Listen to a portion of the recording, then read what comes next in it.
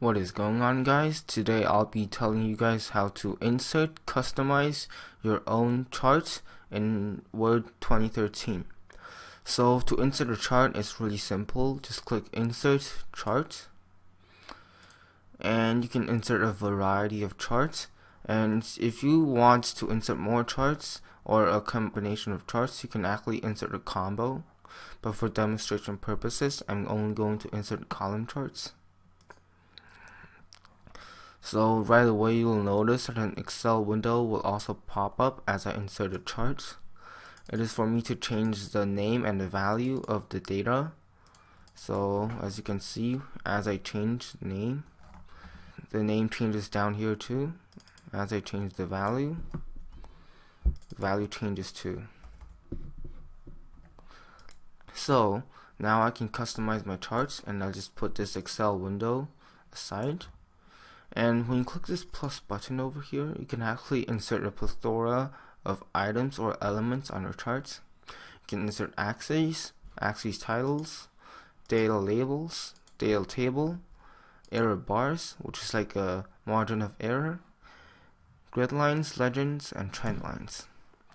And the trend line, you can only choose one to insert, and trend line is line of best fit. When I click OK, it's going to be all set. So maybe I want to format the chart. What I can do is click this plus, and over here I can format everything. I can format chart area, and this is really just preference. I'm not gonna go over too in depth. You can just figure it out or experiment it yourself. Try title, same thing. All preference. Everything transparency, reflection, all 3D rotation. Data table, again same thing, all preference.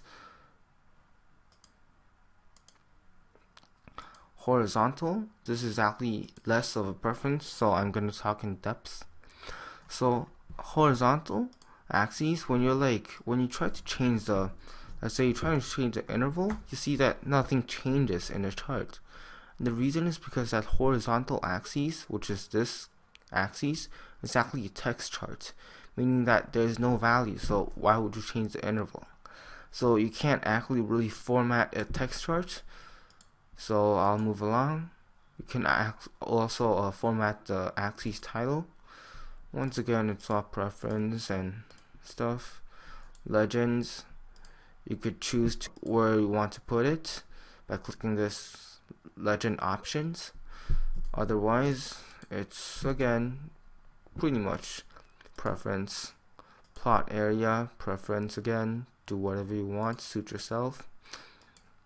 Vertical value or vertical axis, this is actually one of the most important parts in the whole graph, because it basically determines whether the graph is good or not. Well, maybe not that much, but it is really important.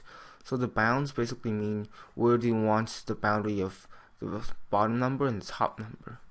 So usually I want to start with 0, so I can click 0, and as I click elsewhere, the chart is gonna reset itself. The unit, you can basically think of it as interval. Maybe I want 10 instead of 5. Again, it's gonna automatically reset. Horizontal axis crosses, it's really just preference, all preference. Tick marks, whether I want tick marks or not, I can have tick marks, minor tick marks. Labels, numbers, these are all preference. Again, I'm not going to go too in depth. And major grid line, and title, again, title is always preference. And series options, it's basically where do you want to plot your series. Again, series data label. Data label, again, you can choose to add the series name and the category name, but I strongly do not advise that, because as you can see, your chart is just going to look like a complete mess. Again, series error bars. Error bars, you can choose to have the margin of error to be negative or positive, or you could choose to have both. And the end style is basically you want a little tick mark on your axes.